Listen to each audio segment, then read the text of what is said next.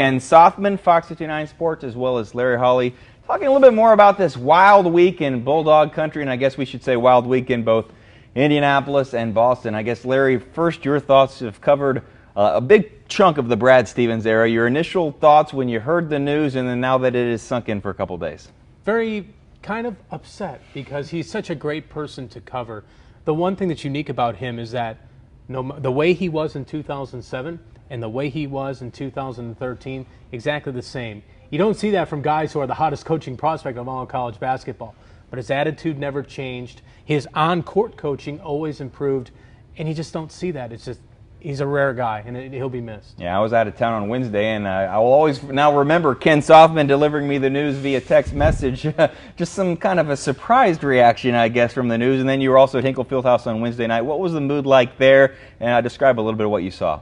Well, I would say everybody was very happy for Stevens, but at the same exact time, everybody was very sad to see him go. Especially I talked to Kyle Marshall after the press conference, and when he talked about Brad Stevens walking to the locker room, Stevens was tearing up, and then Kyle Marshall right there, he was starting to get a little choked up himself talking about the whole situation.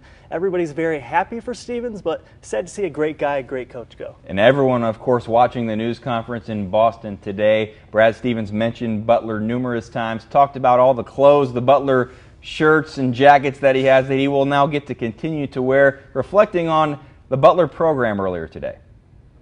You know, somebody asked me, did you have any reservations about the Boston Celtics? Absolutely not. Didn't have one reservation. My only reservation was leaving Butler, and we had to come to terms with that, and that was really a difficult decision. And I wrote an email when I was asked to give my quote before the press release went out, and I read it to my wife and couldn't read it. So it's that's the hard part, just the emotional attachment. But I told our kids, if you know, a 7-year-old is also, you know, he's got to move away from his friends and everything. And I told him, if you work at a place for 13 years later on and it's that hard to leave, been a good 13 years. Definitely a good run there for Brad Stevens at Butler. Larry had the piece earlier in the show with people reflecting today. I thought maybe now we could take a look back at some of the memorable moments. And you think really 6 seasons as head coach, there were 3 sort of very memorable seasons. Of course, 2009, 2010, the one that ended in the Final Four in Indianapolis. And one of the games and moments that I'll probably never forget was after Butler defeated Kansas State to kind of clinch that homecoming Final Four trip and to go to move on to play Michigan State in the Final Four. Those moments in Salt Lake City were definitely memorable. The city of Indy, we're coming home! Matt Howard and the Butler Bulldogs are going to the Final Four. Can that sink in yet? And it hasn't sunk in yet. It's sort of surreal, the feeling right now. It's unbelievable. The kind of a feeling that comes after a dominant defensive performance against a team who was averaging over 80 points per game. I probably had about 8,000 turnovers today, which is okay, but I hope I caused some too. You know, I thought our defense was really good. The first half, we limited those 2 big scores to 2 or 4 points between them. You know, I think that carried us into the second half. Brad Stevens pushed all the right buttons, including playing Andrew Smith more minutes Saturday than the last 7 games combined. Basically, right when I stepped on the court, I lost the nerves. I mean, I was obviously super nervous before the game, and I didn't really expect to go in. But when I did, I knew that I couldn't have the nerves. My teammates needed me out there. Today, Matt was gone, and Avery and Andrew filled his shoes. But I did get a little kick out of. I did see some predictions that said we were too small, and I thought, well, we're not that small. The Brad magic works again, and now the rest of the country realizes what we already knew. These dogs are for real. It's kind of funny. The media was like all surprised that we're making this far, but we've been ranked in the top 10 the whole year, so we're not really surprised about what we was able to do. What a great win. I mean, to beat Syracuse, to beat Kansas State, to hold them both under 60. These guys did it. A magical season, and then the next season, who would have thought Butler was able to do it again? I know those inside the program did. And Larry, there were some unique stories along the way, and including Brad Stevens' appearance that next season. What this story is all about, in my way, represents all what Brad Stevens is about. It actually comes in a kind of a dark moment for Stevens. Stevens had to miss because of an eye injury. He had to miss the senior night for Matt Howard in his first recruiting class. So it was kind of difficult for him. But he was able to still find a way to have a little fun and still have success. And I think this story is what it's all about. It would hardly be described as a moment to remember the Butler season. Against Loyola in the final home game, Brad Stevens was forced to leave with a cordial edema. But it did lead to one thing that's become sort of a rallying cry for the team as they've headed to the national championship. It's Coach Stevens' new fashion statement, and it starts with the eyes. They're pretty funny. After the game, we let him know his trending topic on Twitter, and he wanted to know if everybody thought he was a nice-looking man in some glasses. Yes, definitely. I think he should keep wearing those all through the tournament. It obviously bring this look. And he's undefeated in them too. I'm sure that's a big positive in his mind for wearing them. I can guarantee that. Yeah, they're great. They haven't lost yet. I hate jogging in them, but other than that, I'm good. I think it's ever since he's been wearing the glasses, we've been pretty successful. Hell yeah, I mean, everybody thinks Brad's a good-looking dude, so I think that helps him too.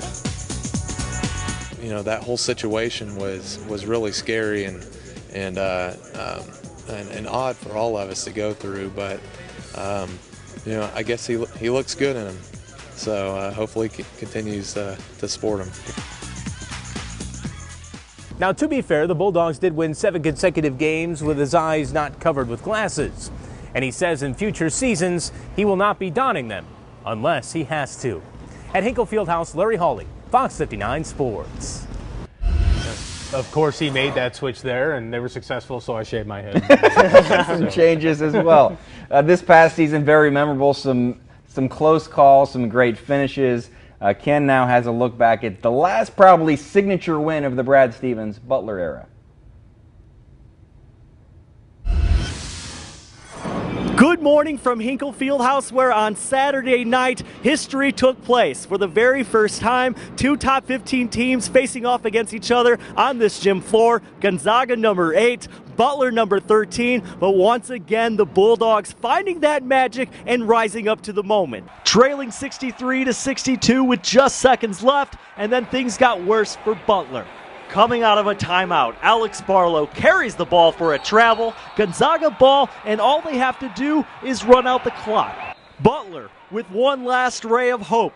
An errant pass thrown up in the air. Roosevelt Jones grabs it. He goes the full length of the court, and at the buzzer, the shot is good. Butler wins 64-63, the first time they defeated 3 top 10 teams in one season.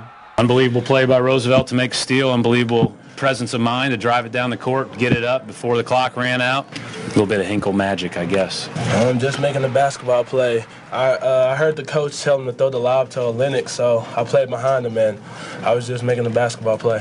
One of the toughest teams I've ever played for, and we're never going to quit until the buzzer sounds, so I was really proud of my team tonight. This shows how tough we are. Our leading scorer is out right now, and we're still able to pull off 2 wins, 2 big wins, actually, to start off A-10 play. Roosevelt Jones said after the game that this was the first time in his life that he has ever hit a game-winning shot. And Brad Stevens, well, he pointed out this is a great win for January, but right now the Bulldogs have to put this behind them and focus on LaSalle this upcoming Wednesday. Reporting from Butler University, Ken Sothman, Fox 59 Sports. Yes, Ken, you were right in the middle of that pandemonium on the floor at Hinkle Fieldhouse after that amazing finish, one you'll remember for quite some time. Oh, definitely, and I'm getting goosebumps right now kind of just thinking about that win. Just the fact it was a national stage, ESPN was there, Game Day was there earlier, sold out Hinkle Fieldhouse, and hitting that shot at the buzzer, come on, it doesn't get any better than that. But of course, Butler did defeat IU earlier in the year, 88-86 in overtime. That was a pretty great one too, but being in Hinkle Fieldhouse and that type of victory doesn't get any better. Certainly some memorable moments in Brad Stevens' 6 seasons as Butler head coach. Now the Bulldogs must try to fill his shoes, some big shoes to fill. We'll follow that story in the coming days here on Fox 59. Ken Sothman, Larry Hawley, thanks for your time, your trip down memory lane. Stay with us for more on Fox.